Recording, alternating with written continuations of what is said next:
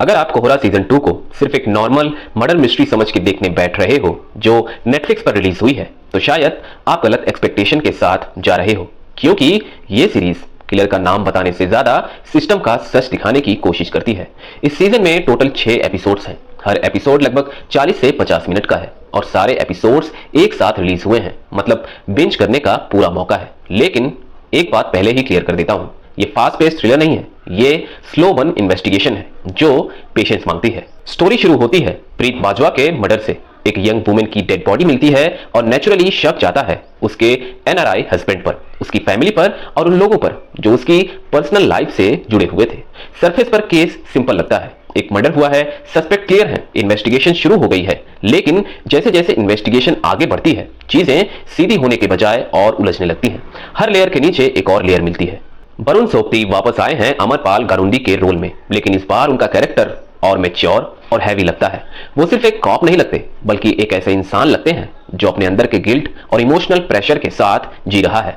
Case solve करना उनका काम है, लेकिन उनकी पर्सनल स्ट्रगल भी स्टोरी का पार्ट है। इस सीजन का फ्रेश एलिमेंट है मोना सिंह एज धनवंत कौर, काम, कंपोस्ट और सिस्टम फॉलो करने वाली ऑफिसर। गारुंडी थोड़ा इंस्टिंक्ट पर चलता है, धनवंत स्ट्रक्चर पर। दोनों का वर्किंग स्टाइल अलग है और वही डिफरेंस उनके सीन्स को रियलिस्टिक बनाता है। कोई अननेसेसरी ड्रामा नहीं, बस सटल टेंशन। अब अगर मैं इस सीजन का मेन थीम सिंपल वर्ड्स में बताऊं तो ये सिर्फ किसने मारा का सवाल नहीं है, ये क्यों मारा का सवाल है। इमेज और रियलिटी के बीच का गैप यहां क्लियरली दिखाया गया है। परफेक्ट मैरिज का इल्यूजन, रिस्पेक्टेबल फैमिली का मास्क और सोसाइटी में रेपुटेशन बचाने का प्रेशर। लोग सच से ज्यादा अपनी इमेज बचाने की कोशिश करते हैं और वही कॉन्फ्लिक्ट स्टोरी को आगे बढ़ाता है। इस सीजन में पावर इंबैलेंस, पेट्रियार्की और एक्सप्लॉयटेशन के एंगल्स भी हैं। स्टोरी फिक्शनल है, किसी रियल केस पर बेस्ड नहीं है, लेकिन जो इश्यूज दिखाए गए हैं वो रियल वर्ल्ड में एग्जिस्ट करते हैं, इसीलिए शो बिलीवेबल लगता है। ट्विस्ट की बात करें तो हाँ, ट्विस्ट है, लेकिन ये लाउड या शॉकिंग टाइप का ट्विस्ट नहीं है। यहां सरप्राइज से ज्यादा मोटिव इंपॉर्टेंट है। हर एपिसोड में सस्पेक्ट शिफ्ट होते हैं। आप एक थियरी बनाते हो, फिर वो टूट जाती है, लेकिन जब फाइनल रिवील आता है तो वो आपको शॉक करने के लिए नहीं, समझाने के लिए आता है। और शायद यही इस शो की स्ट्रेंथ भी है और वीकनेस भी।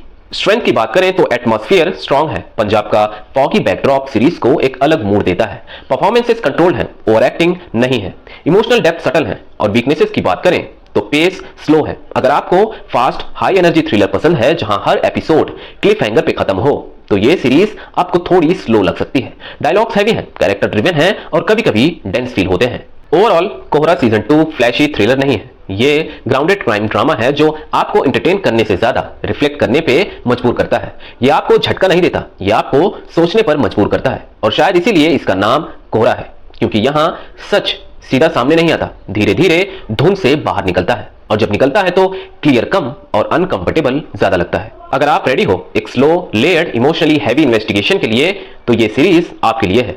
अगर सिर्फ बड़े ट्विस्ट के लिए देखोगे तो शायद ये आपको उतना एक्साइट ना करे। बाकी फैसला आपका है। सच धुंध में है और कोहरा बस इतना करता है कि वो धुंध को हल्का सा हटा देता है।